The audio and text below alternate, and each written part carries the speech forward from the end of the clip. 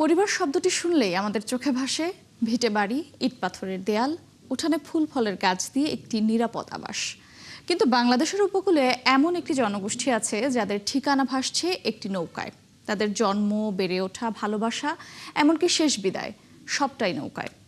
আন্তর্জাতিক পরিবার দিবসে সেই ভাসমান জনগোষ্ঠী মান্তাদের কথা জানাবেন কামরুল হাসান। মান্তাদের কাছে পরিবার মানেই একটি নৌকা, যার নিচে জমা পানির মতোই জমে থাকে সুখ দুঃখের গল্প। নৌকায় তাদের জন্ম, নৌকাতেই টলমল, পা ফেলে হাঁটতে শেখা, নৌকাতেই মৃত্যু। এদের বসতি বা নিজের জমি ছিল না কখনো, তবুও ডাঙার মানুষের মতোই তাদের সম্পর্কের বন্ধনগুলো অটুট ছিল। আমাকে এই যে সুখ শান্তি, আমাকে এই নদীর ভিতরে, এই নৌকার ভিতরে আমাকে জীবন মরণ সব। আমরা থাই এই নৌকা, আমাকে চাচা, দাদা, নানা, মা বাপ সব এই নৌকার মধ্যে থাই। সময়ের স্রোতে তাদের জীবনে এখন পরিবর্তনের হাওয়া লেগেছে। কেউ কেউ ডাঙায় পেয়েছেন আশ্রয়ণ প্রকল্পের ঘর, তবে একটি বড় অংশ এখনো নদীতে ভেসেই আছেন। সরকারের ঘর দিয়েছে, কিন্তু আমাকে পেটটা তো বাঁচানো লাগে। আমরা জানি নদীর কাজ কামরা, আমার যা সবার রেডি বাইয়ে থাই, আমরা পুরো ফলা ফেলে খাওয়াই। আমরা ঘর বাড়িতে যাই, আবার নদীতে যাই, আবার আইয়ে থাকি, আবার নদীতে যাই, আমাকে এই ব্যবসা করে খাওয়া লাগে।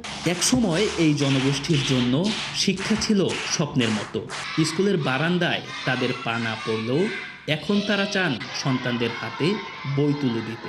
আমরা তো নৌকায় ছিলাম, আমরা তো লেখাপড়া করতে পারিনি। আমার গুরু ঘরে লেখাপড়া করাইলে এই দিয়ে আমাকে আসে। ফুলামাইয়ে পড়ালেখা করতে পারি, পাঁচটা আসমুড়ো পলাই করি, আগের থেকে একটু উন্নতি হয়েছে। প্রতিকূলতার ঢেউয়ের মাঝে এই জলে ভাসা পরিবারগুলো খুঁজে ফিরছে সামাজিক স্বীকৃতি ও মৌলিক অধিকার।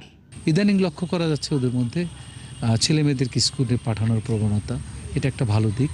আমরা চাই যে মান্তা সম্প্রদায়ের ব্যাপারে সরকার আরও বেশি ভূমিকা নেক, বিভিন্ন উদ্যোগ নেক। ফান্ড নেই, তো আমি যাতে শিশুদের শিক্ষা করা যখন বন্ধ না হয়, নিজের উদ্যোগে এই স্কুলটা পরিচালনা করে আসছি।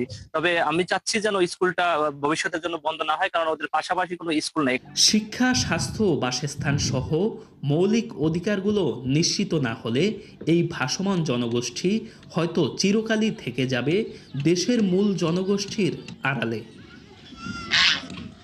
কামরুল হাসান, ৭১, রাঙাবালি, পটুয়াখালী।